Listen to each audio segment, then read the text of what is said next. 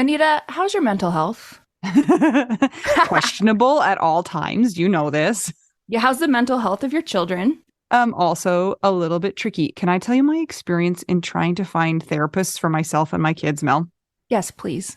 Okay, this is how it goes. You ask around your friends and your family for a referral for somebody who's nearby.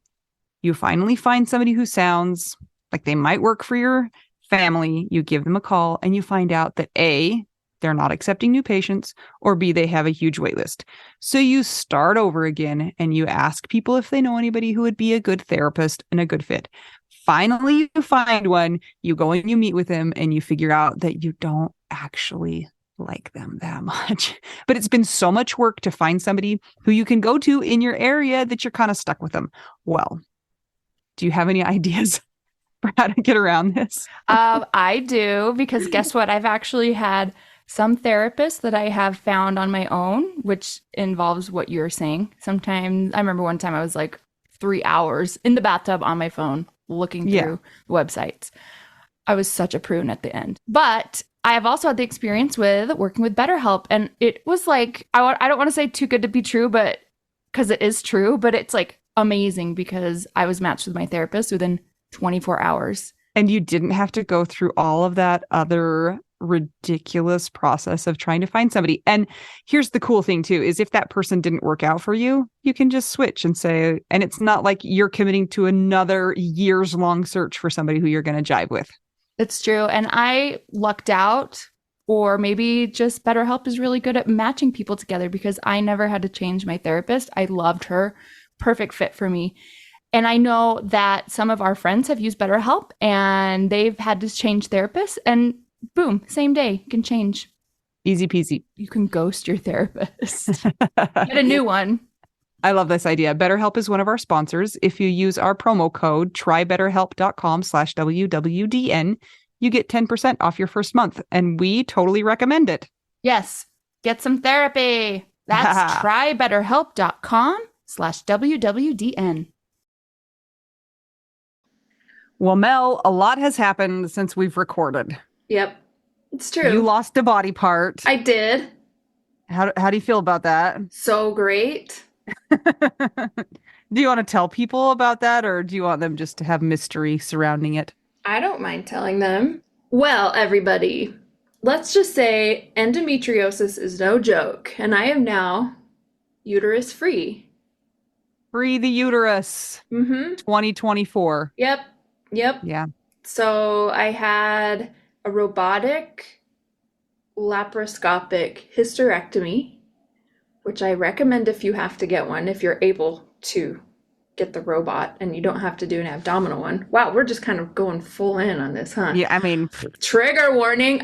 But here's what's funny, my friend, my friend, she's like, how are you feeling about this? Like you're gonna go into surgery, and Scott went into surgery and then died 3 days later. And I said, I don't even know. Like my life is just so weird. So maybe it could happen. And I asked my doctor, I said, hey, I know they're not operating on my face, but is there a chance that I could get low oxygen and die? And he laughed at me, and I go, okay, well, my husband had a tonsillectomy and then 3 days later died from low oxygen. And he just goes, oh, that's weird. That was it. that's weird. Yeah, he's a really great surgeon. He's a man of few words. He's very clinical. And Yeah. he was like, he did not know what to do. So I was like, all right, well, if I die, there you go. So I had many things wrong, which they can't really fully tell, of course, until they go in there and get stuff out.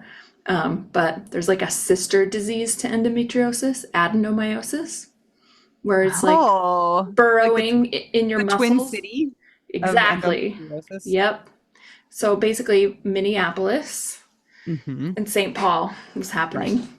And yeah, so In your they abdomen. they found lots of things, none of which things are now concerns, but it was interesting because I woke up from the surgery. It took twice as long as they thought because of what they found, like just the amount of stuff that they found everywhere.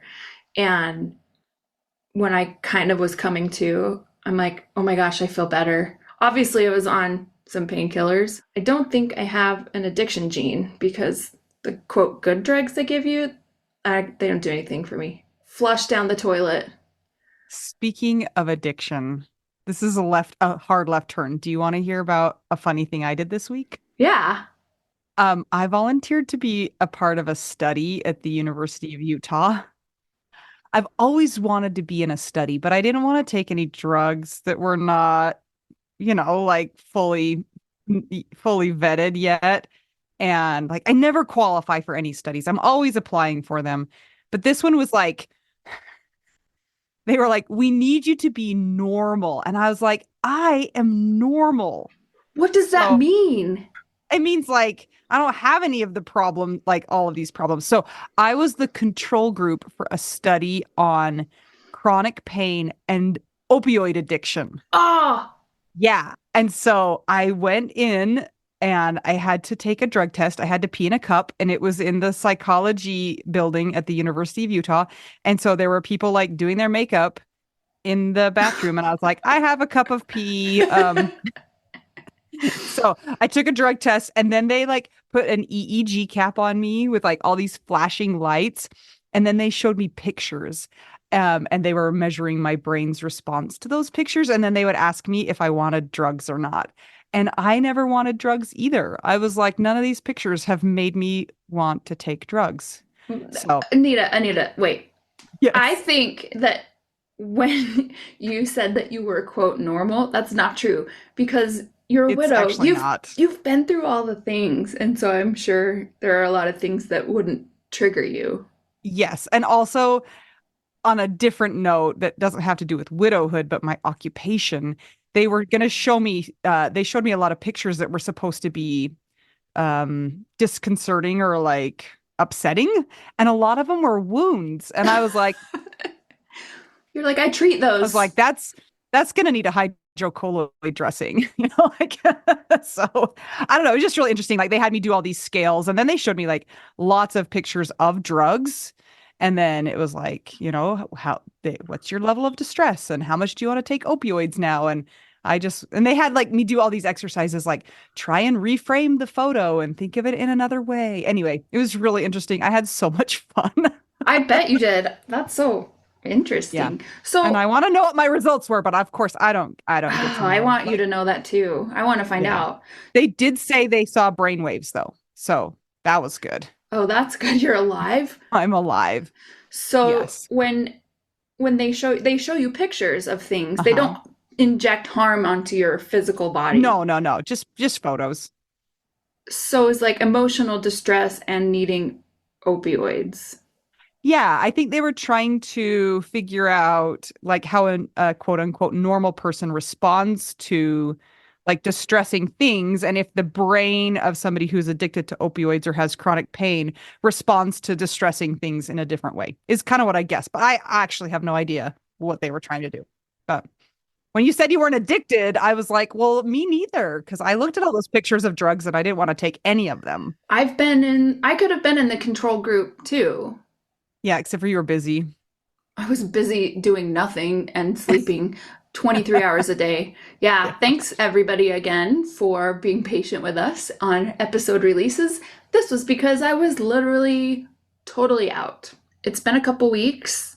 I don't know what I can do yet. I'm going to go to the doctor soon and then maybe I can lift a thing. I don't A know. thing. It's kind of driving me nuts that I can't really be active. Actually, I was worried about that. The two biggest things I was worried about was what are they going to find because I'm suspicious of certain things and I was right. Hmm. So I'm now validated. And the next thing was I hope that I am able to do at least some sort of activity because when I went back to when Scott died and I had my car accident recovery I was already dealing with and then his death was just so big and I'm like what I need is to be able to exercise and I couldn't for a long time. I mean was it like a year and a half, 2 years before I could even do gentle yoga. That's how kind of not able to do anything I was. And so I think I just had some kind of like panic, like what if that happens again? Yeah. I had to stay in the hospital in the maternity ward. The only time I'll ever be a patient there, the doctor was like, this was a good decision to do the surgery. You're going to feel a lot better. And it's man, I guess I had a lot of pain that I just got used to over so many years because I feel better Yeah. and already sort of have some semblance of better energy. So endometriosis, no bueno. Funny story that you were just reminded me of when Jason was still alive and I was pregnant, like super pregnant with my second child, I think. No, it was my first child.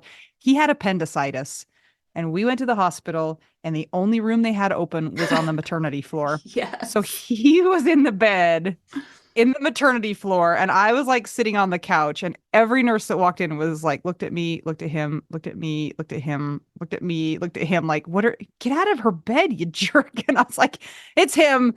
He's got a bad appendix. It's fine. By the way, remember how last time we talked about how everybody is dying in our parents' neighborhood?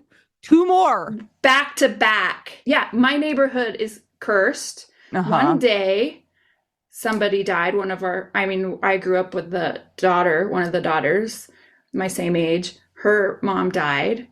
And then the next day, unexpectedly, my best friend that I grew up with down the street, her dad died. Yeah. It's like, what's going It's like on? 8 people or something. I told my parents they need to leave town for a while. But No, I need Randy Randall. He's good. Your grandpa is still mhm, alive and he's like I know. 94. 90,000. Okay. Hmm. I think Randy Randall's going to be fine. And plus, we need him. He's like the best. We do need him, but as we know, you don't get to choose. Well, you guys, school has started here. Anita's Thank back in full mom, thank the school mom Lord. mode. Yep. Yep. Yep. And there you go. That's about it. So please join our Patreon because that is relevant, I guess. That was such a good segue, Mel. It's patreon.com/WWDN. Why And should it's someone join it, Anito? well, there's a two-pronged answer to that. One is it's actually what keeps the podcast going because podcasts cost money and we are poor widows. So that's the first thing. And then the second thing is you do get some benefits. Like you don't have to listen to our ads at the $10 level. And Yeah. you get some bonus content every now and again. So Yeah, and we have extra perks for those levels above the $10 level, like a exclusive shirt that you can only get through Patreon, not even through our amazing Widow Shop. So please go check it out. It would help if you have been helped by the podcast and you would like to see it continue to give to those in need. Please consider it. It's patreon.com/WWDN. yep. And if you just want to give us a little bit of support, but not on a recurring basis, then buymeacoffee.com/widow we do now. We'll get tacos with that.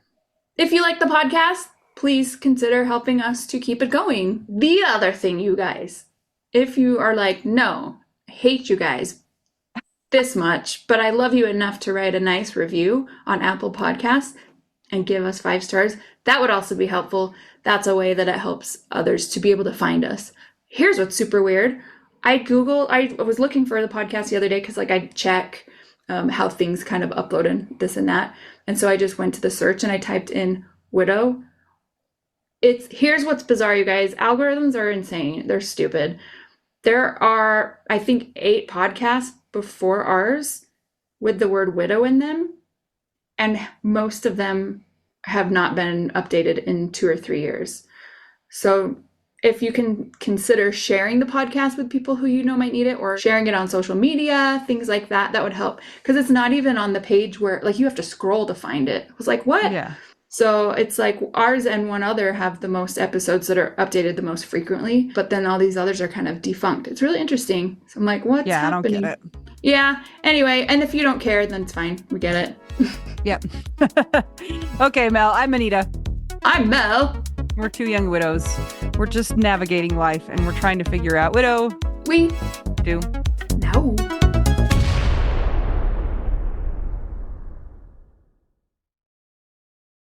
Guys, it's that time.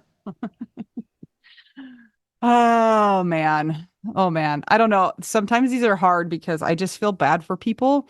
And also I just want to like knock people's heads against each other sometimes and be like, what's wrong with you?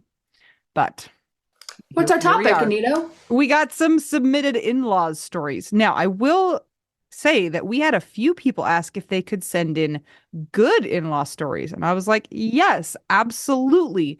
I think we got one. So anyway, you can send those in, good or bad. We want to hear about all of the interesting experiences, and we'll read them on an episode in the future.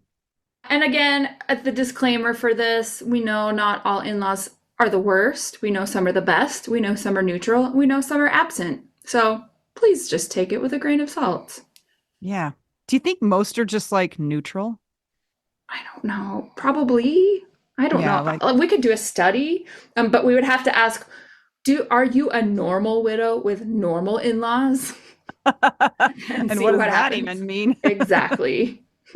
Okay, Mel, you want to read the first one? Yes. We are keeping all of these anonymous just to protect everybody. Here we go. My husband had an ex-wife and a child. They were married about a year, got divorced, and after court battles, etc., she moved out of state with the child when he was 6 months old. She found a guy to marry her and wanted to adopt his son.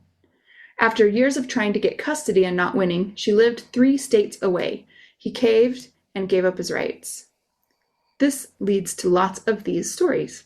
With that intro, his oldest sister had a graduation party for my husband's niece, and we were not allowed there because she invited the ex and the son that he was not allowed to see. We and our son had to wait in the parking lot near their home until they left before we could come in. So much for family first. Same sister, didn't like me and I didn't like her.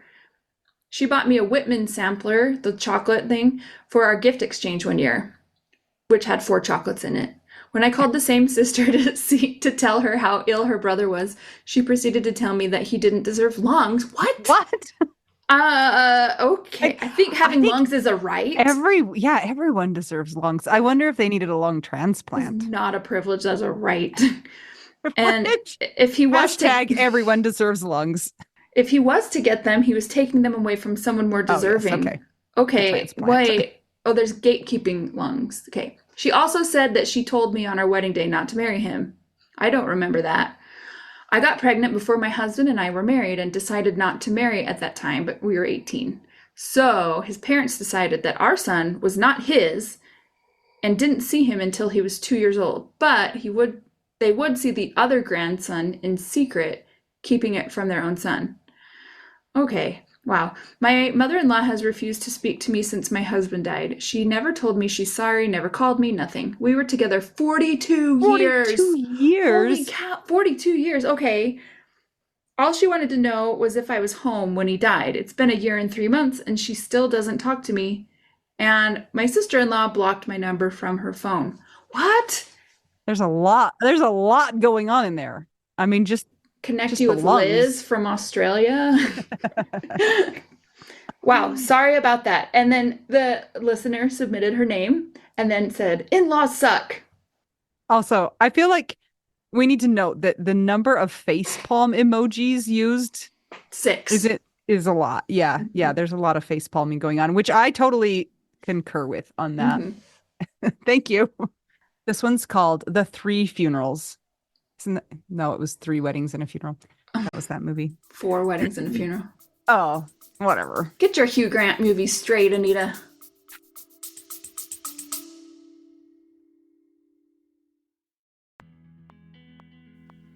Sometimes we assume that unless we had a huge life insurance payout, we don't really need to know anything about investments or even finances. But guess what? A little knowledge of finances is critical for all of us.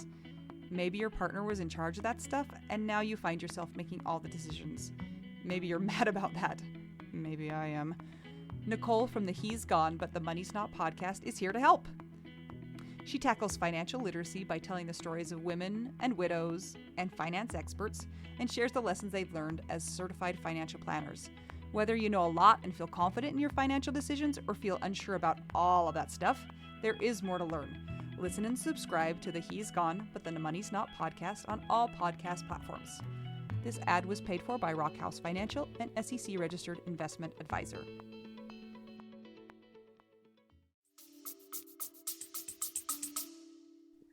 I'm just a boy standing in front of a girl. That's not a Hugh Grant movie. Yeah, it is. It's Notting Hill. Okay. Okay. Here we go. Man. Sorry.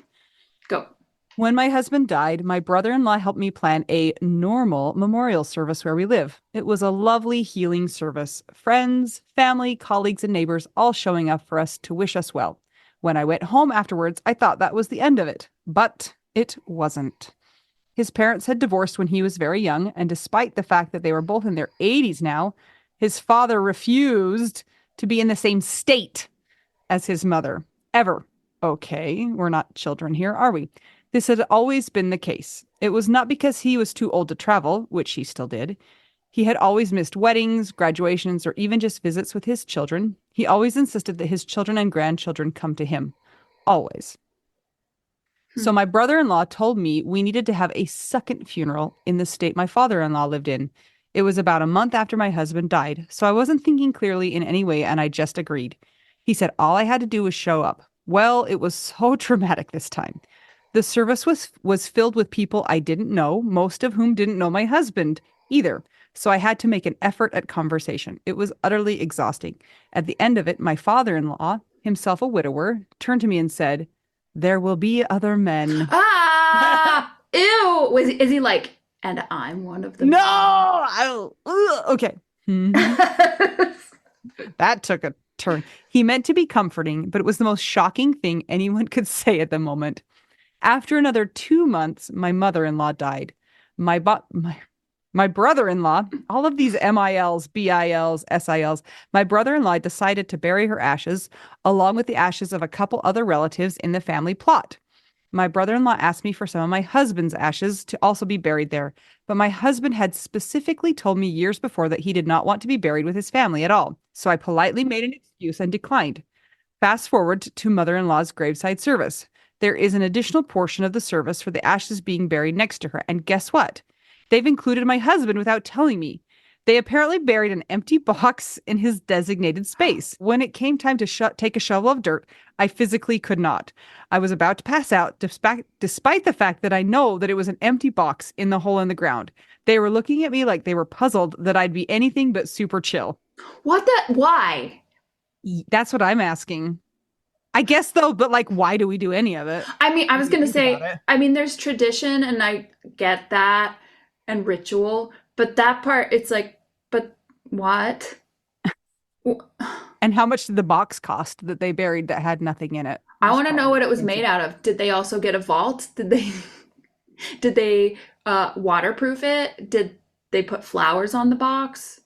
Yeah, I'm confused. That's a lot of effort for a. Well, for couldn't an, they just have not done that and put his name on it and then visited the cemetery? I don't know. What? I don't know. But also, can we just go back to the fact that the dad could not be in the same state as the mom?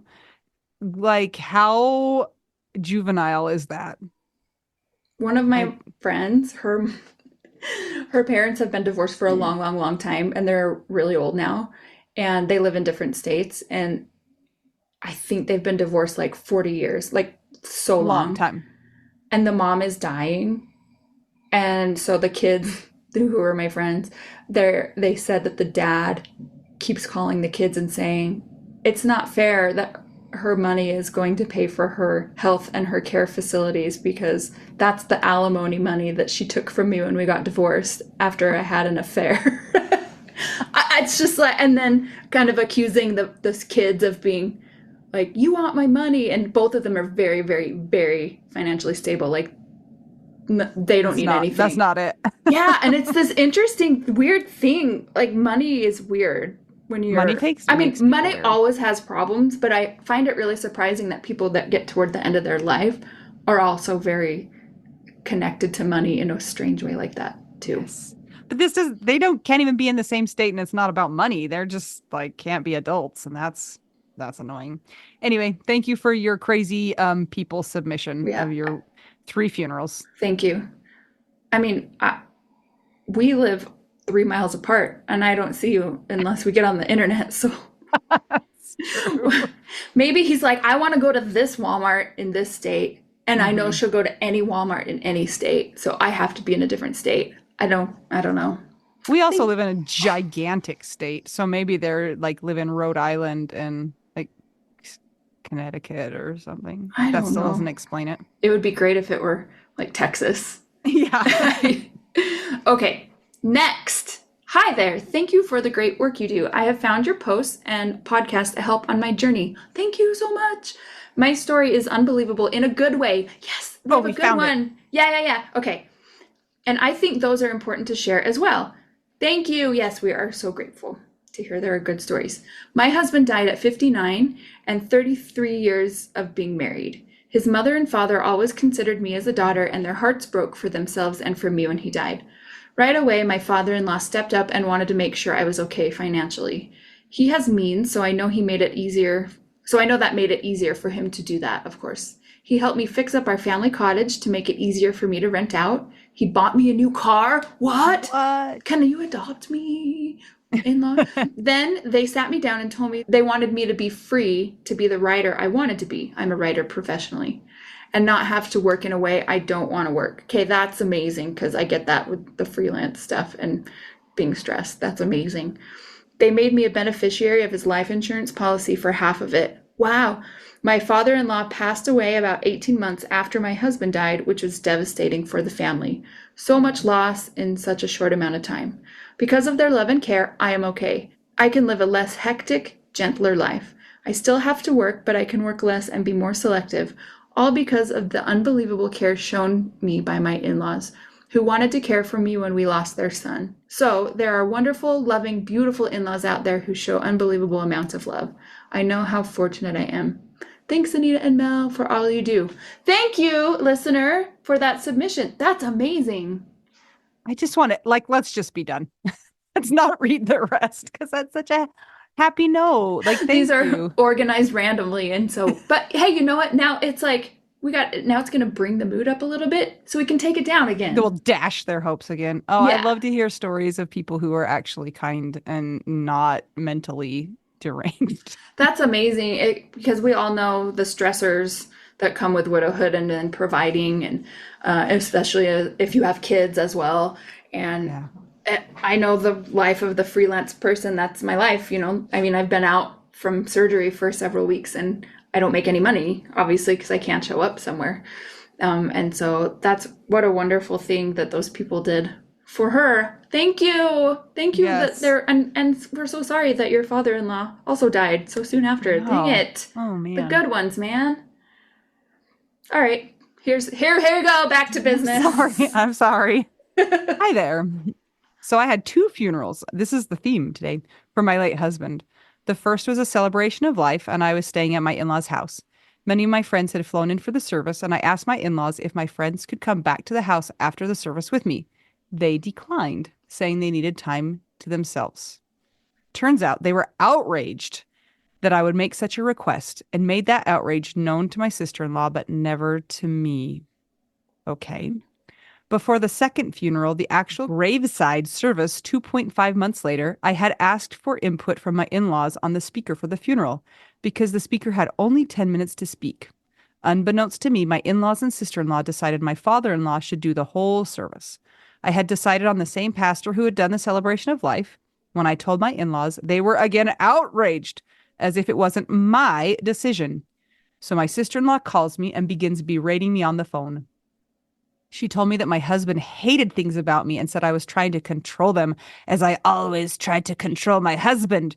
She then talked about all the ways she had been supportive during the first service and then asked, "And what have you done for me? Ah, When you when have you ever done anything for me?" She accused me of being terrible to her parents and awful throughout this whole ordeal. Okay. I'm so sorry my husband died. She asked how I keep putting these asides in that are not them, but it's just my thoughts are coming straight out. She asked how I dared to have the pastor speak and not my father-in-law when they had made the decision. I reminded her that it was my decision, and when she went off about how controlling I was and how awful I am to her and her parents, in the 2 years since my husband passed, they have never asked how I'm doing, and now we communicate only as necessary on behalf of my kids. Ugh. people, people are so hard. People are so hard.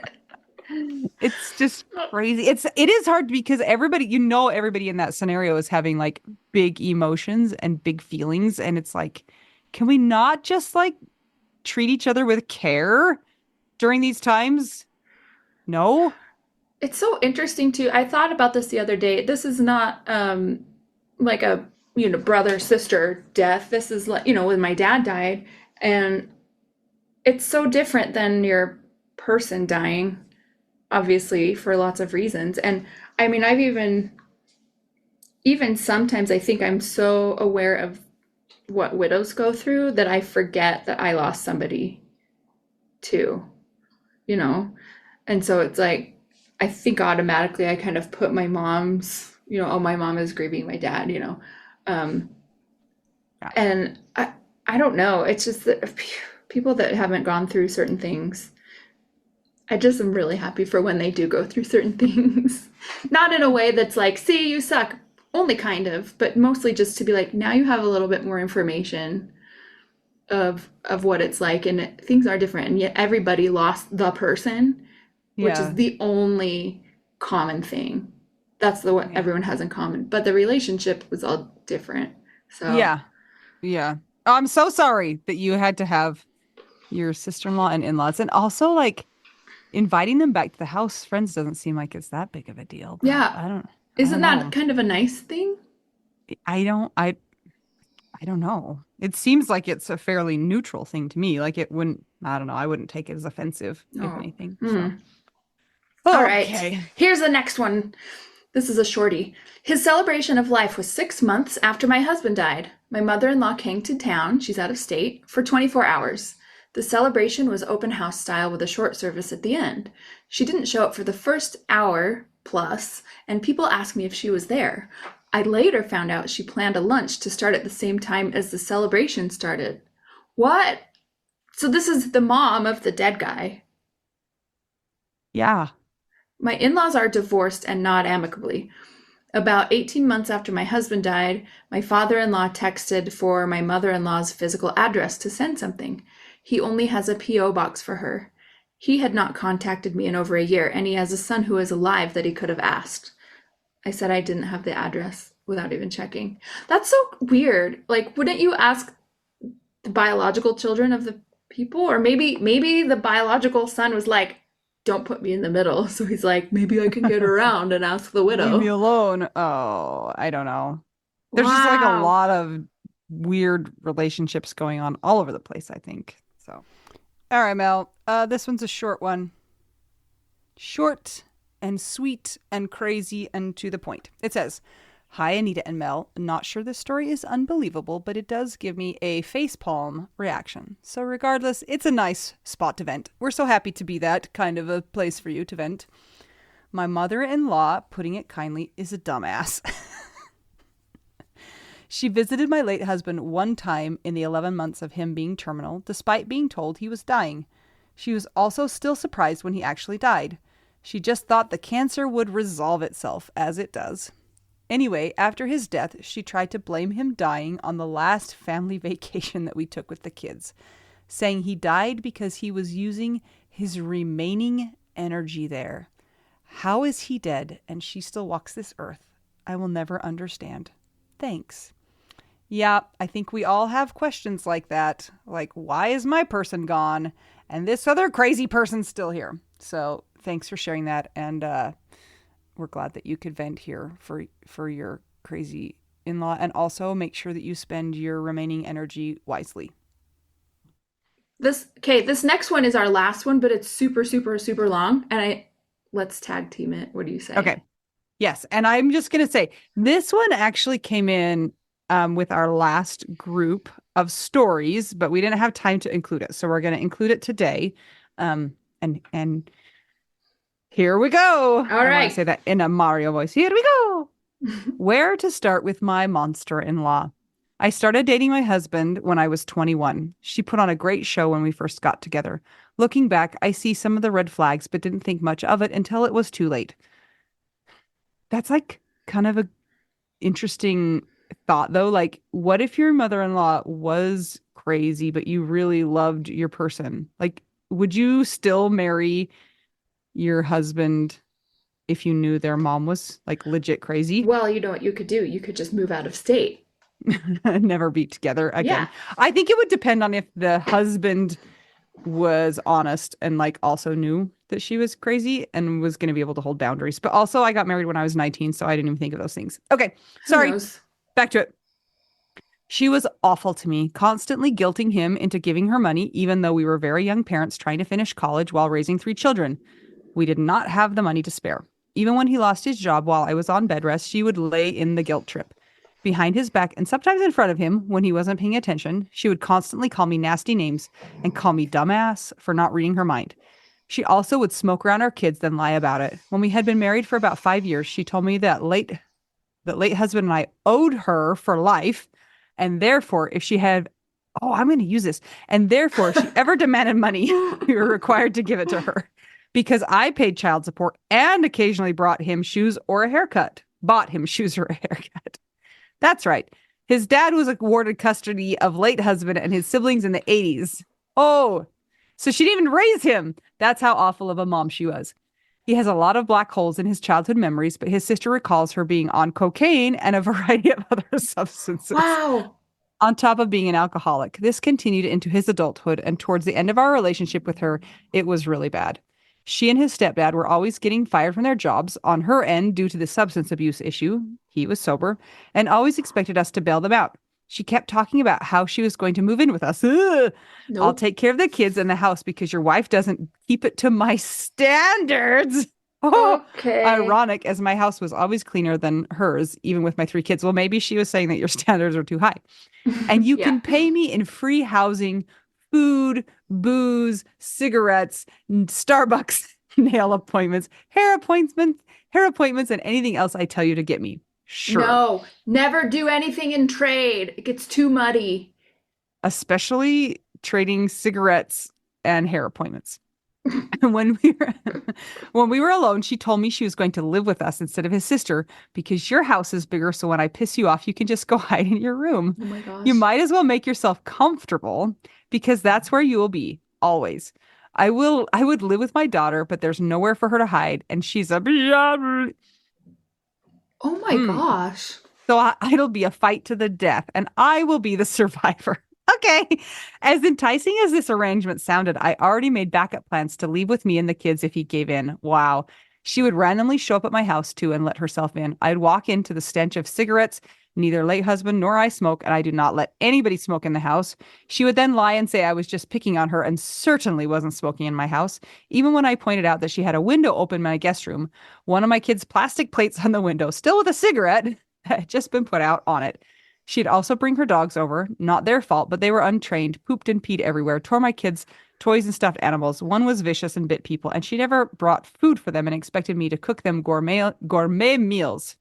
One day she showed up unexpected with the dogs, demanded we give her dinner. I was in the process of making it. As usual, I made enough for our family, plus late husband take for lunch for 2 days. So she ate both servings of his lunches, then demanded that my kids give her dogs her dinner. My kids give her dogs her dinner. Yeah. The Okay. kids, she wanted That the kids to feed the dogs their food. okay. Told my then 6-year-old she was selfish for starving the dogs. I told Oh, my mother-in-law, no, if your dog is hungry, it's because you as the owner didn't plan ahead and bring her food. You invited yourself to dinner, ate 2 portions yourself, then are yelling at a 6-year-old for needing to eat her own food. Oh, she also gosh. brought the dogs over another time when we weren't home. We had just gotten our cat. My late husband came home to her screaming at my cat, trying to throw her into my guest room and kick her, Oh my screaming, "Get in there, gosh. you little bee!" Late husband got the cat from her and asked her what she was doing. This is when I got home. She screamed at my late husband that her dogs walked in. The cat walked up, thinking it was me coming through the garage door. Then the dog started chasing her and tried to attack her. My cat swatted her, so she was trying to punish her and lock her in the room so she wouldn't claw the dog. He told her no. He had asked her numerous times not to bring the dogs. This is the cat's house. All the things. All right, Mel, you get to go Oh now. boy. I think I it's know like, this is off to a great yeah, start. I think a psychologist would love this one. So here we go. Back at year 9 of our marriage, it hit the fan. She had been living out of state, separated from his stepdad when he unexpectedly passed away. His parents called us to get a hold of her so that she would sign over his body so they could bury her son. We found out she had been living in our state for over 9 months and didn't bother telling either kid who lived here, nor tried to see the grandkids. She was shacked up with who we later found out was a felon who was on parole and belonged to Hell's Angels. This is like from a have you The- seen Homicide Hunter? Kenda, he's the best. He's like so dry and he's like, well, if you weren't an idiot, you wouldn't have killed somebody. I feel he would let this is has those vibes all over it. the twists and turns here. She brought this guy over to our house. He gave me the creeps, but I couldn't Mhm. put my finger on why. My late husband begged her not to marry him. She did about a month later. She blew the life insurance she got from his stepdad on drugs and alcohol.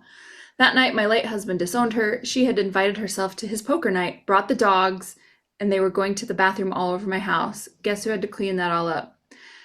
Yelled at my daughter because she was upset that one was trying to rip apart the stuffed animal I had got her for her birthday. The dog was biting my husband's friends, and all the while she's chasing me all over the house to repeatedly tell me that I am a biatch and that I own you, I own him, I own your kids. What?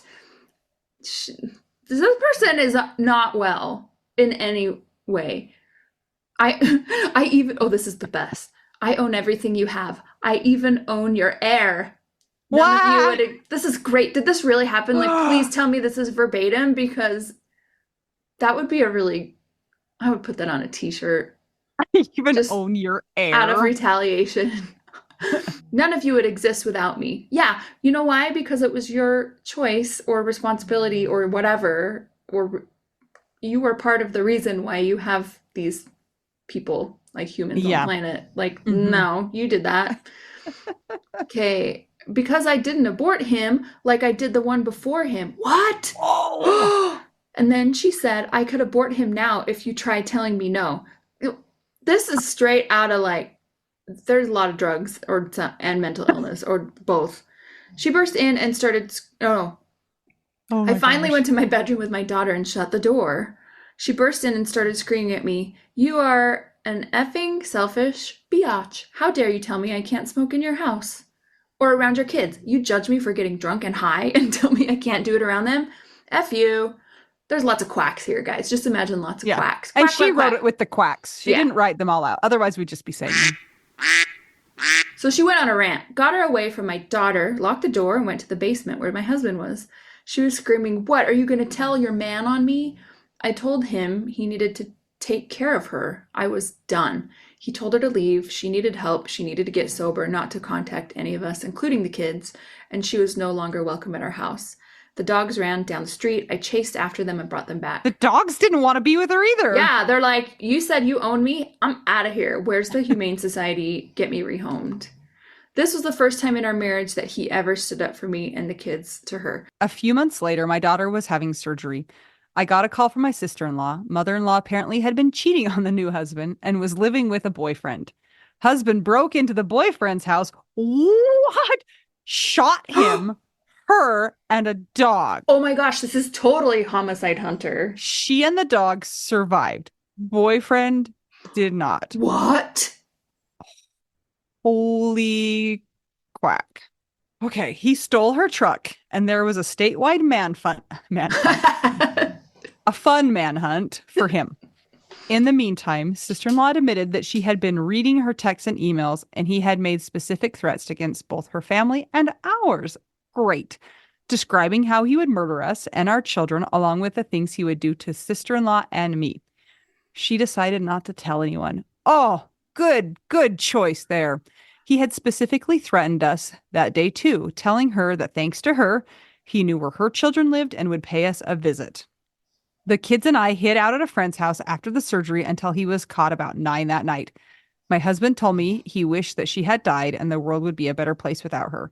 He wasn't going to visit her. I told him I understood and would support whatever he needed, but I was worried if he didn't go and something happened and she didn't make it, he'd regret it. He was so rightfully angry with his sister. She said if she had done the right thing and reported, maybe the guy would still be alive. He ended up going, came home and said, I'm never talking to her again. All she did was complain that she was going to have a scar on her neck and asked, how will I get a new man now? Her sister and her now ex took her in. The ex paid for everything for her. They raised money to get her a car. She totaled it the first night driving drunk, then demanded they raise more money so she could buy more alcohol and drugs and got irate when they told her no. A couple years ago, when my sister-in-law and her ex first split, she asked her mom to move back and help her with the kids. Supposedly, she's sober. I saw her at some birthday parties for my nephews. My sister-in-law blindsided me by inviting her. My husband stopped coming because he didn't want to deal with her. Told me, be careful. She's great at putting on a show. She hasn't changed, and I doubt she ever will. Thankfully, he saw her for one birthday party and Thanksgiving before he passed away unexpectedly. Okay, this is all before this is before he actually has died. That Christmas, he told me he saw her too many times that year and he couldn't deal with any more. He passed away 2 weeks suddenly in January. She killed him from stress. Oh, well, okay. Keep going. The day I found out he was killed, his sister had given her my number. I thought maybe this could be an opportunity for her to make amends to him through his kids. So the sister-in-law came to me to tell our oldest in college. Apparently gave her mom the code to her to get into my house.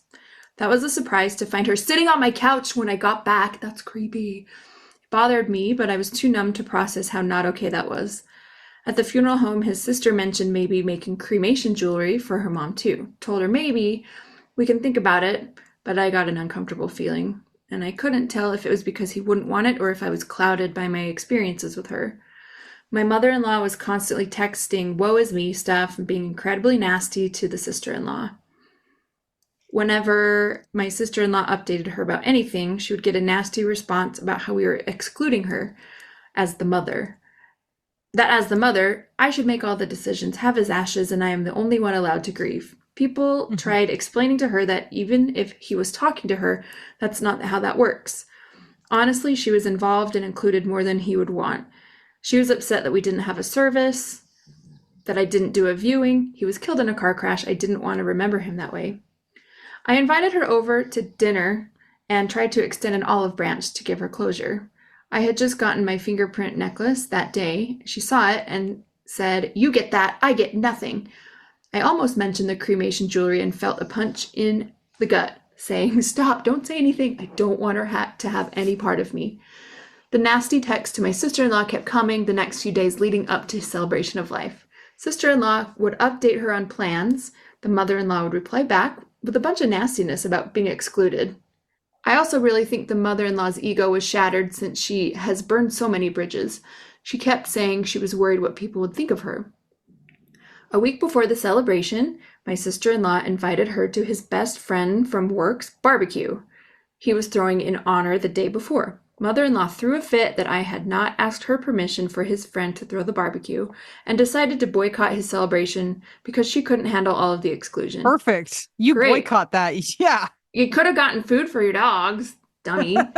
I told his sister that 1, my husband would have been so upset with how their mom was behaving. 2, I don't need permission for myself to throw a barbecue, let alone a third party. Seriously. And 3, I was worried that by missing her son's celebration, she would regret it later and blame me for her choice, because I am always the scapegoat. She agreed. Before the celebration, his sister shows up to stay. I thought she was coming in the night before, and I already had a house full, and this added her 3 kids and a dog that kept trying to eat my furniture and cats. These people need to stay at a hotel. That's a whole other story. My sister-in-law is similar to her mom in that she feels she has the right to control everyone. She told me that when she was scanning pictures for the slideshow, every time she scanned a picture that had their mom on it, the scanner would either turn itself off, malfunction, and freak out, or would scan but cut the mother-in-law out of the picture. I told her... It was AI. Yeah, I told her, see, he's really angry. I then told her about the necklace incident, and I had a really strong gut feeling that he did not want their mom to have any cremation jewelry right now. Maybe in the future if things change, but right now it's a firm no. And the nice thing is there's no time rush. She said she agreed. Fast forward a couple of months. Sister-in-law texts the kids, their aunt, who was more of a mother to him growing up, and me that she had found a place to do the jewelry, sent the website everyone was sharing, what they liked, etc. She texted me, wanted to make sure you can pay for you and the kids because I'm covering my mom's. I told her, hold up, reminded her of our conversation and said, sorry. Oh, and she said, sorry, I already quacked up. I told her from the beginning. I talked to the kids and they all agreed. Absolutely not. Dad would not want her to have it. And we were worried that it may disturb his peace. I told the sister-in-law this and her response was she didn't feel comfortable being in the middle. Well, guess what, sister? You already put yourself there. Oh my goodness. Well, you put yourself there by taking it upon yourself to make a decision that wasn't yours to make and then not communicating. My daughter said it was fine. His ashes were home, so we would just take over the jewelry. Sister-in-law stopped talking to me for months. Then out of the blue, I got a nasty text from my mother-in-law about how we should worship our moms. A couple weeks later, another text from the sister-in-law that the jewelry was at her house. Apparently, after I told her no, and she said she agreed, while she was staying at my house, she decided to steal the ashes from his urn that we had separated for the jewelry. She was planning on sneaking it to her mom, but accidentally let it slip. And I was also the last person she told they were done. She told my daughter I was overreacting and it, quote, wasn't a big deal and was just a sprinkle of ashes.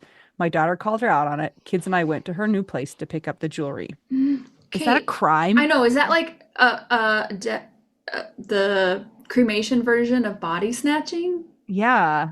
Like, really? Do you think you could get, I mean, I'm sure you could, but like, how serious would they take that? Because you are stealing like You stole property of a somebody. piece of, yeah, a dead person. Ugh. We went to the sister-in-law's house the weekend before Thanksgiving. My mother-in-law told me that when she picked up her ring, you know, the ring with the late husband's ashes. Yes, I know which ring of betrayal you are referring to. Before you even left the neighborhood, before she even left the neighborhood, she got in a car accident and totaled her car. She said, I knew he hated me, but I took it off and I won't ever put it back on Oh, again. Good. Thankfully, she wasn't hurt. The kids later said that Dad wouldn't want to risk being stuck with her any longer than possible. Then at Thanksgiving herself, having a conversation with my kids, it came out that sister-in-law has been talking bad about me to them, telling them things like, in a few years, you'll all be out of the house and she'll be all alone. So she needs to practice doing all the chores herself. Okay, that's really interesting logic. I had mentioned to her that they completely stopped helping around the house and that I should have. And then she said I should have split the GoFundMe donations and life insurance with them evenly or buy them whatever they want. Oh, and okay. that they are basically adults and I need to understand, quote, understand the new power dynamic and stop being on a power trip by asking them to do stuff or communicate with me because they are basically all adults. They are all high schoolers, my youngest only being a couple months older than her oldest. Oh my goodness. I got back in touch with her ex-husband. He and I were super close throughout the years, same career. He was my go-to person with dealing with the mother-in-law because who else gets it? His parents also adopted me as their honorary daughter-in-law years ago and have treated my kids in as their own grandkids. Even after they split, most holidays we all spent together. He had kept his distance some after they split. He explained that he didn't want to overstep or make me feel uncomfortable with the sister-in-law. I explained to him that when they split, I told her that he was still family, still my kid's uncle. This is what it should be like, and that while we are sad, it didn't work between the two of them. We still loved him. We're going to keep in touch and wanted him in our lives. He said that made him feel better because he loves me and my kids and will drop anything and be there if any of us need anything. He helped me with Christmas, updates me about my nephews, invites me to their events, and checks in on us daily. Well, my mother-in-law pulled his mom aside and told her that she and the sister-in-law are very upset that he and I are talking, that he's quote unquote influencing my feelings about them. They are upset that he helped me and that he invites us to things. Oh, and we're sleeping together. I told his mom I'd love to know when that happened. She told her that she needed to force him to stop talking to me. His mom told her that we are adults who happen to have been good friends for 17 years and they don't get to control who other people talk to. And she thought it was wrong on so many different levels that we were upset he helped us. She even pointed out, did either of you even bother checking in to see if she needed help, especially knowing that this was her first holiday season before their 1 year anniversary? And that she was proud of her son for being there for us and that we are all people he cares deeply about, whether they like it or not. On a scale from one to Liz, that's Liz. Liz category. Please message Liz Meacham in the Widow Wives Club. And okay, I don't I have just don't any know what to words. I don't say. even know. That was an episode of a true crime show for real. And Yeah. I'm really glad to hear that the mother-in-law's ex-husband is really kind and that you guys could spend time with him and that he is so nice. So, oh my gosh, Yeah. I need to Yeah. like go take a A nap after shower, do some journaling because that some mother-in-law is now in yoga. my head. Oh my goodness. Oh, that's the last one, you guys. And I don't know about you, but I feel like I've been on a roller coaster ride and I want to go back to that nice one. Let's go back to that nice one. I could tell a joke, but it kind of Okay. is a dark humor joke. Do it. Let's do it. Why did the narcissist cross the road? To get to themselves on the other side. Because they thought that it was a boundary.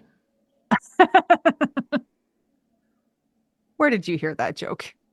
Did you hear that in therapy? Probably TikTok. I don't know. You guys, we need a little palate cleanser, I think, to remember that there are some good humans on the earth. So, what do you got, Anita? I don't know. You told a joke, and I mean, It's your turn. I did my duty. That's all I got because my brain is not working. I got nothing that's gonna help anybody. I remember I'm just normal. I have like a normal life, and I'm a normal widow and like normal in-laws, normal parents, all of the things. Well, I mean, Randy Mhm. Randall is not a normal human being, I know, but but he's awesome. He's not, there, he does not have any mental disorders that are also in line with addiction.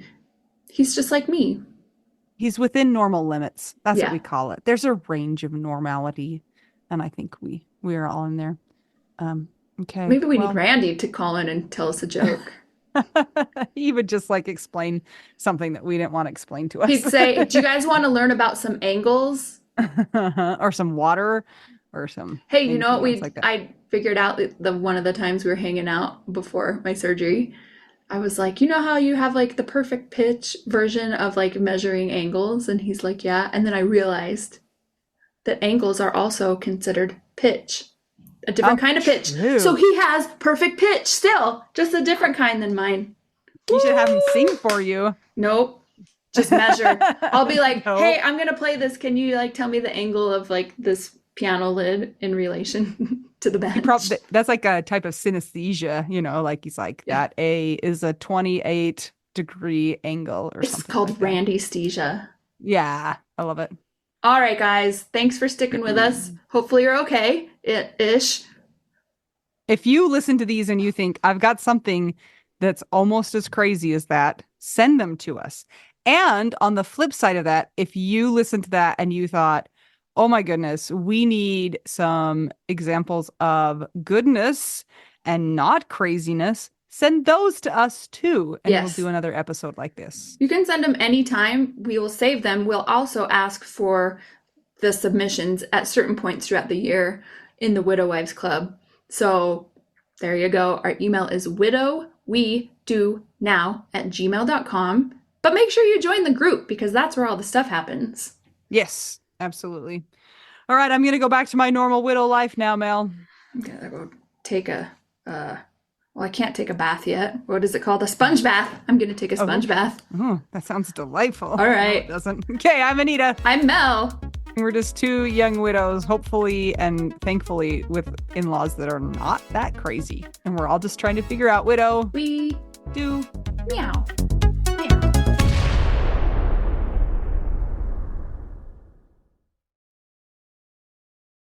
This is my favorite thing to discuss with you. Tell me, what is it? One of my favorite things. I do enjoy tacos and cheese and dogs. This is about how you cannot pay hundreds and hundreds of dollars for a phone plan, especially when you're a widow, your person is dead, you might have kids, you might need another option, and you just want your phone to work, you want unlimited texting and service, and you want it to be like $25 a month. It blows my mind that they have plans that start at $15 a month. That is so cheap. And the cool thing is it uses other 5G networks, and so you don't have to pay extra for that, and you still get great service. Yep, Anita and I have traveled all over, and I have used my phone. So I highly recommend it. And my mom's even on it. When my dad died, we put his phone down to the cheapest plan, which is $15 a month. And I think my mom's on the $20 a month plan, and it's so worth it. It's so much cheaper than what we were all paying before. So I highly recommend it if you're on a budget or not. Who cares? Ryan Reynolds is in charge of the company, and they send you free stickers with Ryan Reynolds temporary tattoos. It's kind of the best. So if somebody wants to sign up, what can they do, Anita? Go to trymintmobile.com/WWDN. Seriously, you guys, such a great idea. Save yourself some money. And if you're worried about losing data or having any changes with your phone, not going to happen. They walk you through it. Everything's fine. It's the easiest process of all time. Again, that's TryMintMobile.com/WWDN.